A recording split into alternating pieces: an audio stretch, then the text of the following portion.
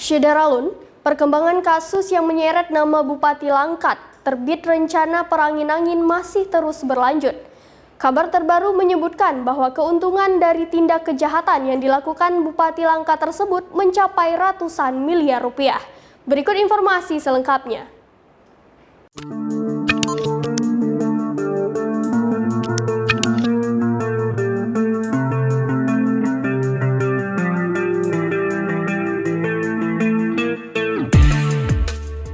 Syederalun, untung ratusan miliar rupiah, Bupati Langkat lakukan hal keji kepada para korban.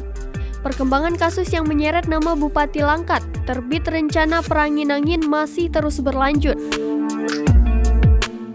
Kini kabar terbaru menyebutkan jika keuntungan dari tindak kejahatan Bupati Langkat tersebut mencapai 177,5 miliar rupiah. Lembaga Perlindungan Saksi dan Korban atau LPSK mengungkapkan adanya fakta memilukan yang dialami sejumlah tahanan yang sempat mendekam di kerangkeng Bupati Langkat. Sejumlah tahanan memberikan testimoni. Mereka tidak hanya disiksa, tapi juga diperlakukan tidak manusiawi. Dari data yang diperoleh LPSK, tahanan ada yang dipaksa jilat kemaluan anjing. Bahkan ada tahanan yang dipaksa melakukan sodomi terhadap para sesama tahanan. Adegan sodomi itu kemudian direkam oleh para penjaga kerangkeng manusia, diduga untuk dijadikan hiburan. Para tahanan juga dirampas kemerdekaannya oleh pasukan terbit rencana perangin-angin yang berasal dari organisasi pemuda Pancasila.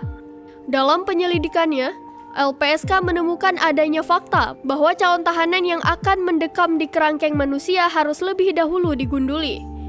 Kemudian, bila melakukan kesalahan sekecil apapun, pasti akan disiksa sedemikian rupa oleh anak buah terbit rencana perangin-angin, termasuk diduga oleh putranya bernama Dewa Perangin-angin.